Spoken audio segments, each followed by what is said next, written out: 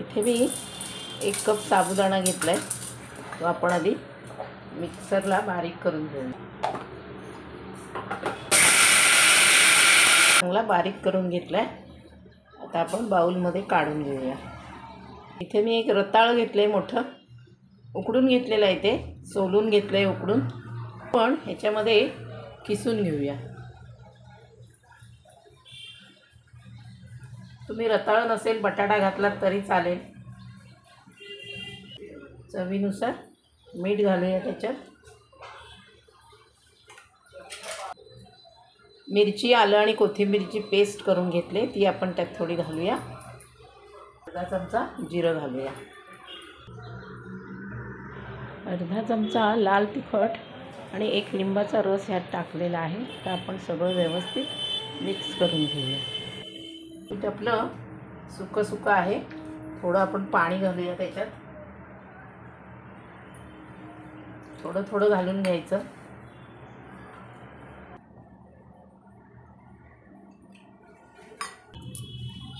आपला गोळा मळून तयार आहे।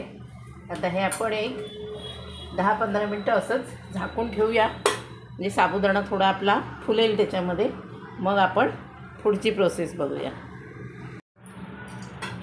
आपल्या पिठाला 15 मिनटं झाली आहेत, थोडं घट्ट झालं आहे।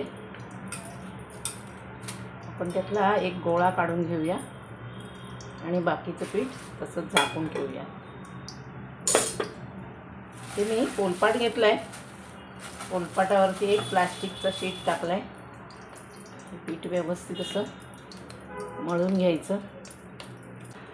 प्लास्टिक पेपरला थोडंसं तेल लावून घ्यायचं,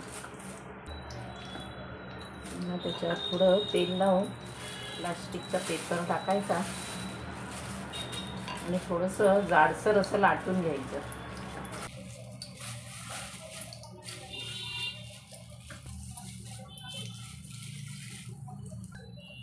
असं कडेचं काढून टाकायचं थोडं,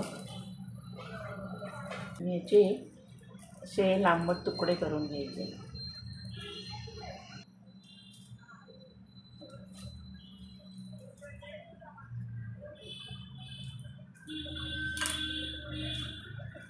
असे तुकडे करून घ्यायचे। इकडे मी गॅसवर तेल तापत ठेवलेलं आहे, हे आपण आता तळून घेऊया। आपलं तेल पण छान तापलंय। हे आपण जे आता करून घेतले साबुदाण्याच्या वड्या, त्या आपण इथे टाकूया।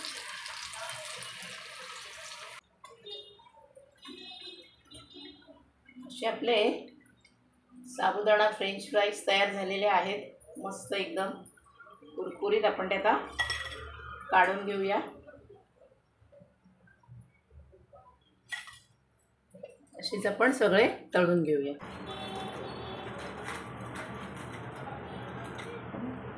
असे आपले मस्त असे साबुदाण्याचे फ्रेंच फ्राईज तयार झालेले आहेत। असेच मस्त तुम्ही पण करा, एकदम कुरकुरीत झालेले आहेत। असेच तुम्ही पण करा आणि तुमच्या प्रतिक्रिया मला कमेंट करून सांगा। व्हिडिओ आवडला तर लाईक करा, चॅनलला सबस्क्राईब करायला विसरू नका।